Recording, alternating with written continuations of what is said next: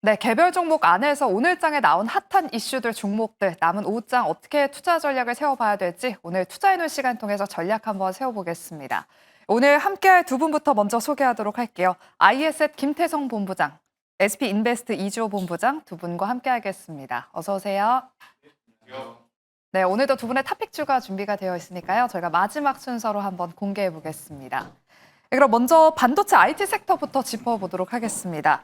애플 오늘 오전부터 스마트폰, 폴더블폰 관련 종목들로 또 강한 수급이 유입됐습니다. 애플이 내년에 폴더블 아이폰을 출시하고요. 또 2년 뒤인 2028년에는 폴더블 아이패드를 출시할 예정이란 보도가 나오면서 간밤 미증시에서 애플 주가가 상승 마감했습니다. 또 다음 주 9일에는 아이폰 17 신제품이 공개가 되기 때문에 최근 국내 증시에서도 스마트폰 부품주들, 특히나 내장 힌지 관련 종목들이 또 급등세를 보였었는데요. 먼저 김태성 본부장님. 네. 특히나 오늘 파이nem텍이 전고점을 돌파하면서 신고가를 경신했습니다. 폴더블폰 관련 종목들의 시세는 더 이어질 것으로 보실까요? 네, 일단 뭐 타이밍이 굉장히 좋았다고 볼 수밖에 없을 것 같습니다. 간밤 미증시 아마 많은 분들이 참 걱정을 안고 보셨을 것 같은데 전략 호강의 모습을 보였고, 그리고 이제 시간의 거래에서 아마존과 함께 애플의 주가가 반독점 소송이 조금은 긍정적인 방향으로 지금 풀리다 보니까 상승을 하면서 우리나라에서 이제 애플 관련 밸류체인 기업들의 오늘 시세가 정말 좋았다라고 좀 보시면 될 것 같고, 그 중심에는 결국 이 폴더블 폰에 이제 애플도 참전을 하게 되면서 힌지에 대한 관심도가 높아진 상황이라서 이제 파이nem텍이 변동성, 그러니까 상승률 폭으로만 보면 대장주로 보여집니다. 다만 일단은 얼마만큼의 스펙을 가지고 이제 제품이 나올지는 미지수이고, 이걸 통해서 얼마만큼의 또 마진율을 남길 수 있는지는 우리가 추후에 확인을 좀 해봐야 되는 부분이라서 먼저 선반영되어 움직이는 파이nem텍의 주가가 다소 저는 부담스러울 수 있다는 생각을 합니다. 하지만 파이nem텍을 좀 제외하고 애플 밸류체인 기업들 대표적인 기업을 보자면 LG이노텍이라든지 아니면 BH라든지 세경하이텍이라든지 최근에 이제 애플 밸류체인 혹은 폴더블 밸류체인 쪽에서 일단 저는 모멘텀이 살아있고 주가가 더 올라온 기업들이 여전히 많기 때문에 다른 쪽으로의 시선을 돌려봤을 때는 애플 관련주도 굉장히 매력적으로 여전히 보일 수밖에 없지 않겠는가라는 의견을 드려보도록 하겠습니다. 네, 일단은 파이nem텍은 워낙 지금 또 시세가 세기 때문에 추격 매수하기보다는 애플향 관련주로 LG이노텍과 BH, 세경하이테크 또 특징주로 꼽아주셨습니다. 눈여겨보시기 바랍니다. 네, 그리고 어제 오늘도 삼성전기, 이 MLCC 모멘텀을 안고 추가 상승세를 보이고 있습니다. 이 MLCC는 전자산업의 또 쌀이다라고 불리면서 거의 모든 전자기기에 사용이 되고 있는데요. 전 세계 MLCC 시장에서 일단 일본 한 회사가 1위를 차지하고 있고요. 2위는 우리나라의 삼성전기가 2위를 기록하고 있습니다. AI 서버 한 대 일반 서버 대비 10배 이상 많은 MLCC가 필요하다라고 하는데, 그래서 그런지 증권가에서 지금 MLCC 업황 개선 기대감에 관련 종목들이 또 훈풍을 불고 있습니다. 이주호 본부장님, 하나증권에서 이 삼성전기 목표 주가를 24만 원으로 상향 조정했습니다. 지금 한 17만 원대에서 움직이는 걸 감안하면 엄청 상승 여력이 많이 남아 있는 것 같거든요. 삼성전기와 MLCC 관련 종목들에 대한 전망도 말씀해 주실게요. 네, 우선은 아까 얘기 나왔던 그 폴더블폰 관련된 이슈도 있고요. 그다음에 지금 삼성전자가 이번 폴더블폰에 적용했던 엑시노스 관련돼서 기존의 퀄컴의 스냅드래곤을 주로 사용했는데 이번을 계기를 통해서 엑시노스를 주로 사용할 것이다라는 얘기가 나왔습니다. 그러다 보면은 삼성전자 입장에서는 비용이 줄어들고 그러한 것들이 이러한 삼성전기라던가 밑단에 있는 MLCC 기업까지 확장될 수 있다라는 점에서 저는 긍정적으로 보고 있고요. 그 다음에 이제 자체 개발 AP를 사용하고 이게 확장되면서 파운드리까지도 주요 고객사를 확보할 수 있을 가능성이 있기 때문에 여러 가지 것들이 겹쳐지면서 지금 삼성전기가 강한 상승이 나오지 않나 이렇게 생각을 하고 있습니다. 그래서 뭐 증권사 리포트에 나온 내용들처럼 앞으로 이러한 부분들이 더 성장할 수 있는 발판이 될 수 있겠다라는 점, 이런 것들을 고려해 보면 저는 뭐 지금 신고가 구간이지만 추가로 상승 여력이 충분히 있다라고 생각을 하고 있고요. 워낙 이 무거운 종목이기 때문에 오늘은 사막 콘텐서 같은 그런 종목들까지 MLCC 밑단에 있는 종목들까지도 움직임이 나왔다는 점을 참고하시면서 대응해 보시면 좋을 것 같습니다. 네, MLCC 관련주에 대해서 긍정적인 코멘트 주셨습니다. 추가 상승세 한번 기대해 보도록 하겠고요. 또 그리고 최근 반도체 소부장 종목들이 돌아가면서 또 종목별 순환 매장세가 나타나고 있습니다. 오늘은 FST가 장중에 20%대 넘는 급등세를 보이기도 했고요. 현재는 한 16% 상승세에서 움직이고 있습니다. 이주호 본부장님. FST가 보니까 삼성전자와 EUV 펠리클 공급 단가 협상 소식이 전해졌더라고요. 이 네. 소식 조금 자세하게 전해주시고요. 또 다른 반도체 종목들은 좀 쉬어가고 있는데 후속주를 본다면 또 어떤 기업을 저희가 보면 좋을까요? 네, 일단 월요일 날 국내 증시가 이제 중국 장비에 미국 장비를 쓰지 못한다라는 것이라는 전망 속에서 우리나라 기업들이 피해를 볼 것이라는 속에 하락이 나왔는데요. 어제 반등 나올 때 강하게 움직였던 종목군들 보시면은 대부분 다 반도체 디자인 하우스나 이런 삼성전자와 관련된 기업입니다. 그래서 FST 같은 경우는 이제 삼성전자가 7% 정도의 지분을 투자를 했고요. 그다음에 앞서 말씀하신 그 노광 공정에서 필요한 포토마스크를 보호하기 위한 펠리클 사업을 영위하고 있는데 이게 테일러 펍에 납품될 가능성이 높다라는 소식 때문에 지금 어제부터 좀 강하게 올라오고 있습니다. 그래서 이 부분을 좀 보시면 좋겠고요. 결과적으로 지금 FST가 올라오는 이유는 테일러 펍에 납품을 할 것이다라는 기대감 속에서 올라오고 있는 거고요. 그러면 이거에 대한 다른 후속주를 본다고 한다면 지금 삼성전자가 지분 투자를 한 기업들 그 중에서도 이제 전공정 장비라던가 소재 이런 쪽으로 지금 테일러펍에 납품할 수 있는 기업들인데 대표적으로 원익 IPS가 있고요. 그다음에 솔브레인 같은 기업들, 그다음에 SNS텍 이러한 종목군들 지금 삼성전자가 지분 투자를 한 기업들 위주로 보시면 좋을 것 같아요. 물론 증착장비 관련해서 유진테크라는 기업도 굉장히 좋지만 왜냐면 삼성전자랑 SK하이닉스 거기서 갖고 있기 때문에 좋지만 만약에 삼성전자 입장에서 발주를 낸다 그러면 제가 봤을 땐 지분 투자를 한 기업 쪽으로 내줄 가능성이 높지 않을까. 근데 이거는 사실 결과가 나와봐야 알겠지만 어쨌든 FST 같은 경우는 이러한 소식 속에서 지금 상승이 나왔다는 점 참고하시면서 보시면 좋을 것 같습니다. 네, 그럼 다음으로는 제가 조방변 하나씩 이야기 나눠보도록 하겠습니다. 최근 지지부진한 흐름을 보였던 전력 설비 섹터가 또 최근 반등 흐름을 보이고 있습니다. 트럼프의 관세 리스크에 대한 우려로 이 변압기를 비롯한 전력 설비주들이 최근에 좀 쉬어갔었는데요. LS 일렉트릭이 오늘 미국 빅테크 기업으로부터 600억 원이 넘는 수주를 따냈다는 소식에 오늘 상승하고 있습니다. 김태성 본부장님. 네. 그동안 너무 조선주로 수급이 쏠려 있었는데 변압기로 다시 좀 매기가 모아질 수 있을지 오늘 NH투자증권에서는 미국 관세 영향 제한적일 것이다. 오히려 지금 제품 가격이 인상되고 있다라고 분석을 내놨어요. 네, 일단 뭐 제가 8월 중순쯤에 나와서 어떤 이야기를 드렸냐면 만약 전력기기가 관세 이야기를 내면서 조정이 나오면 그것은 역이용해야 된다라는 이야기를 드렸습니다. 대신에 전제 조건은 우리가 흔히 알고 있는 세 가지 기업, HD 현대일렉트릭, 효성중공업, LS 일렉트릭 이렇게 좀 압축을 드렸는데 그 이유는 당연하죠. 우리가 지난해부터 지금 이들에게 러브콜을 보내온 이유는 뭐였냐면 관세에 대응할 만한 미국에 이미 공장을 지어놓고 있고 그리고 이제 생산 캐파도 계속 늘려가고 있었던 상황이었기 때문에 저희가 이 세 기업을 계속 주목했던 거 아니겠습니까? 그런데 만약 관세 이야기 때문에 이 전력기기 3대장이 빠진다? 그러면 그거는 이용해야 된다라고 제가 강조드렸던 이유이기도 한데 저는 여전히 계속 좀 보셔야 될 것 같다는 생각이 듭니다. 일단 간밤 미증시가 엔비디아가 큰 폭으로 빠졌음에도 불구하고 그동안에 같이 좀 움직였었던 에너지 관련 기업들의 주가는 그렇게까지 많이 빠지지 않았다라는 게 키포인트라고 좀 보시면 될 것 같고요.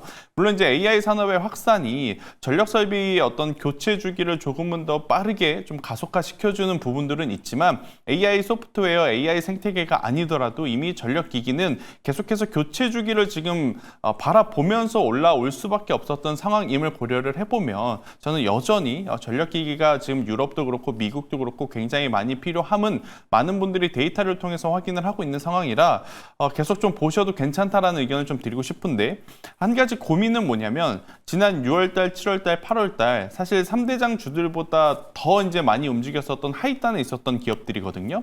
그런데 이제 관세 이야기가 포인트라면 하이단에 있는 기업들보다는 앞서 제가 거론드렸던 대장주 위주의 이제 시세가 한 번 더 움직여줄 가능성이 높다는 생각이 들어서요. 여전히 원픽은 저는 HD현대 일렉트릭이라고 좀 보여지고 있고 아니면 조금 더 확장을 한다면 LS 일렉트릭이 이렇게 큰 수주를 받았을 때 같이 움직일 수 있는 기업이 LS 마린 솔루션이라는 기업이 있거든요. 이 기업까지 한번 꼭 체크를 해보십사라는 의견을 드려보도록 하겠습니다. 네, 전력 설비 쪽은 계속해서 봐야 한다라고 말씀해 주시면서 이 대장주 HD 현대일렉트릭을 먼저 보자라고 말씀해 주셨고요. 또 후속주로는 LS 마린솔루션까지 짚어주셨습니다. 앞으로 추가 상승 랠리 한번 기대해 보겠습니다. 다음으로는 조선주 이야기 나눠보겠습니다. 최근 조선주들이 연일 신고가 행진을 달리는 가운데 오늘 오전에도 조선 기자재 쪽으로 한번 수급이 좀 쏠렸다가 약간의 윗꼬리를 달았고요. 어제 하락 마감했던 HJ 중공업이 오늘 또 한 번 오르면서 엄청난 변동성을 보여주고 있습니다. 지금 조선 섹터에 한 가지 좀 이슈가 생겼다면 바로 연기금이 조선주를 매도하면서 비중 조절에 나섰고 있다는 소식이 전해졌는데요. 이주호 본부장님. 연기금 비중 조절에도 조선주는 계속해서 달릴 수 있을지 좀 보수적으로 대응해야 될까요? 지금 이 정도 기세면요. 여기서 멈추진 않을 것 같습니다. 물론 좀 많이 올랐기 때문에 차익 매물은 나올 수 있을지라도 이게 오히려 차익 매물 나올 때가 또 조정의 기회로 삼아볼 수도 있을 것 같아요. 근데 HJ 중공업은 단기간에 좀 많이 올랐기 때문에 지금 이거를 추격 매수하기는 좀 부담스럽고요.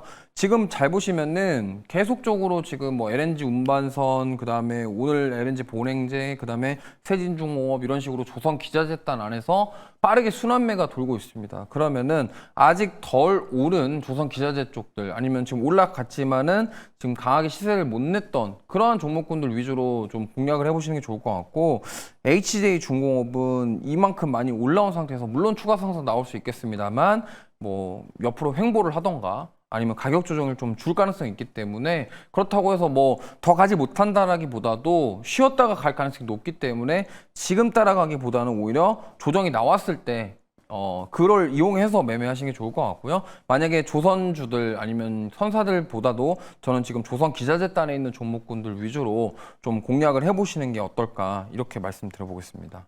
연기금이 왜 파는지는 저희가 이유를 알 수 없겠죠. 그렇죠. 뭐 차익 매물, 수익을 내는 건가요? 왜냐면은 지금 HJ중공업 같은 경우는 정말 빠른 시간에 2배 이상 올랐기 때문에 여기서 좀 차익 매물, 그러니까 어느 정도 물량을 판다, 뭐 수익 실현한다, 이런 느낌이 아닐까 이렇게 생각을 하고 있습니다. 네, 알겠습니다. 이렇게 조선주에 대한 전략 세워봤습니다. 다음은 방산주 이야기 나눠보도록 할게요.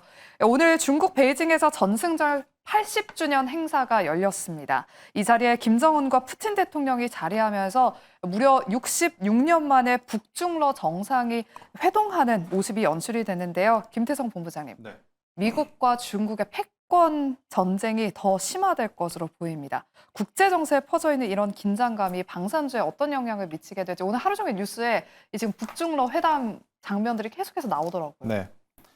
일단 이렇게 되면 지금 가장 긴장하는 쪽은 유럽일 수밖에 없을 것 같고요. 그러다 보니까 이제 유럽에서도 간밤에 이제 들려왔었던 굉장히 많은 이야기들 중에 방위비를 더 올려야 된다, 혹은 영국 같은 경우에는 굉장히 큰 규모의 또 방산 발주를 냈다는 이야기들이 좀 들려왔었고, 그리고 전쟁에 대비해야 된다라는 조금은 자극적인 헤드라인들이 좀 나타나면서 방산주들의 투심을 좀 자극시킬 수밖에 없지 않나라는 생각이 듭니다.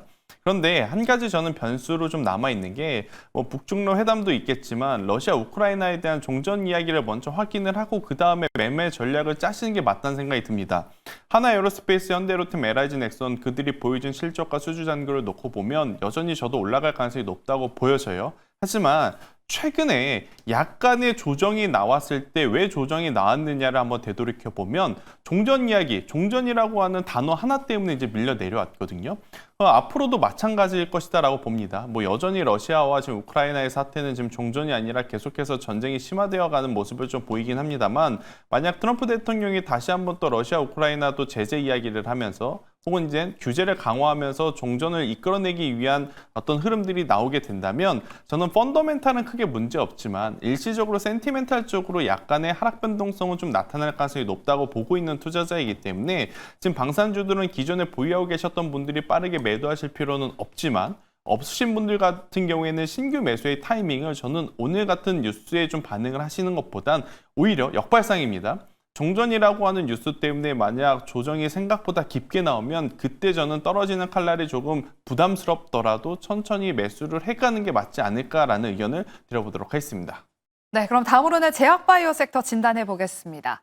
하반기에 미국의 생물보안법이 재추진될 것이라는 소식에 오늘 CDMO 관련 종목들이 또 상승하고 있습니다.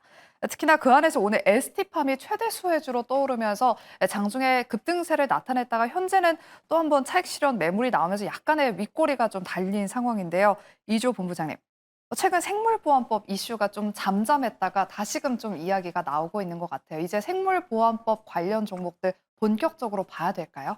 네, 사실 이제 중국을 견제하고 압박하는 이러한 카드들로 사용되는 것들은 지금 트럼프 대통령 임기 때 계속 될 것이라고 보고 있습니다.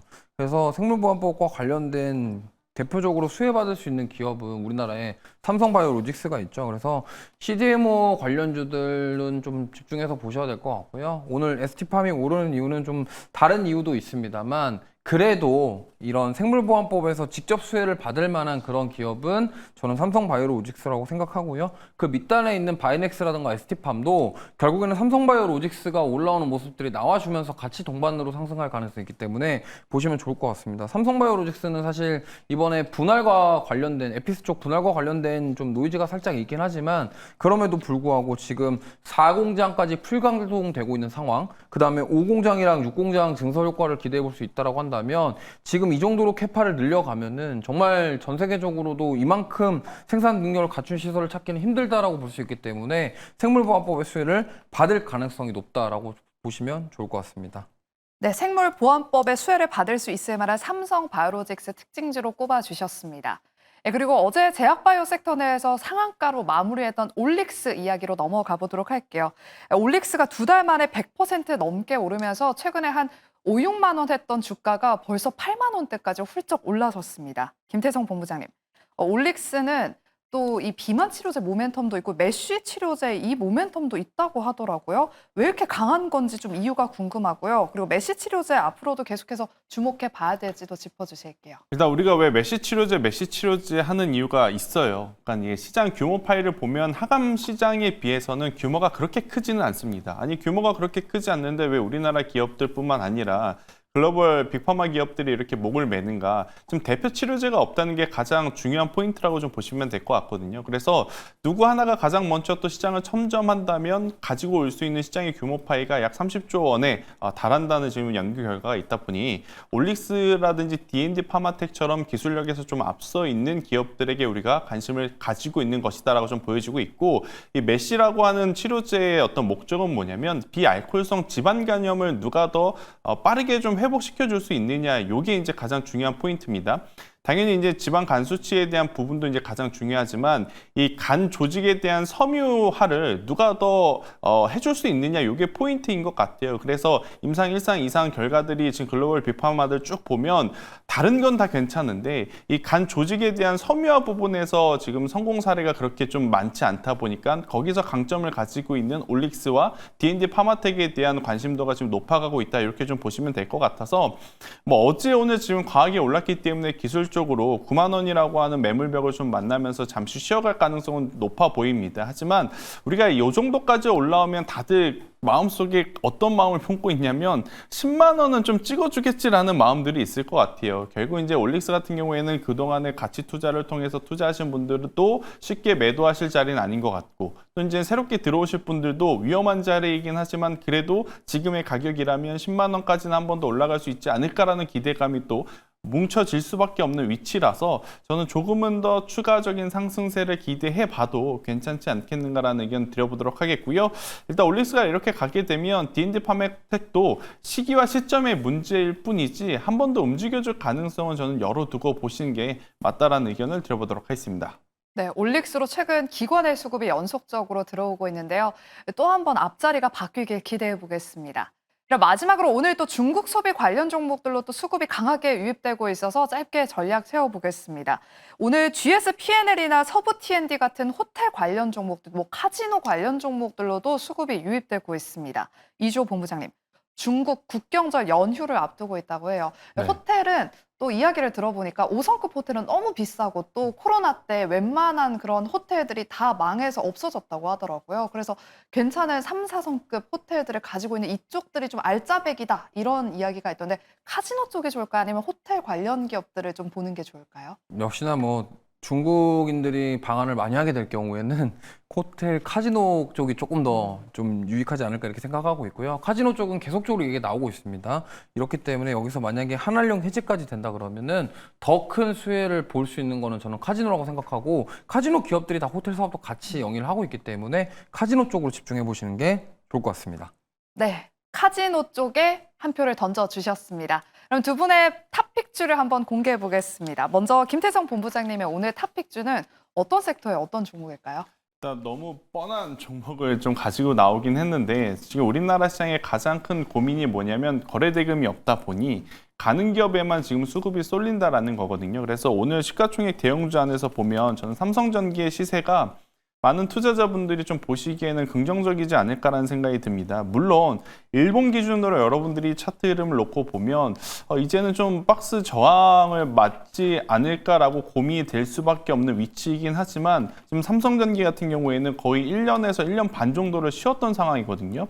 여기에 기존의 어떤 모멘텀 플러스 AI 서버형 MLCC라고 하는 이제 추가 모멘텀이 전 붙은 상황이라서 한 번 더 추가적인 상승세는 좀 나올 수 있다는 생각이 들어요. 그런데 속도에 좀 민감하신 분들은 좀 고민이 될 수밖에 없을 것 같아서 이 부분은 시청자분들이 한번 잘 고민을 해보셔야 될 것 같고요. 좀 길게 보셨을 때는 저는 15만 원이라는 가격대 밑으로만 내려오지 않는다면 지금 구간에서는 20만 원 혹은 그 22만 원 그 이상의 시세도 한번 노려볼 수 있을 만하다라는 의견을 드리도록 하겠습니다.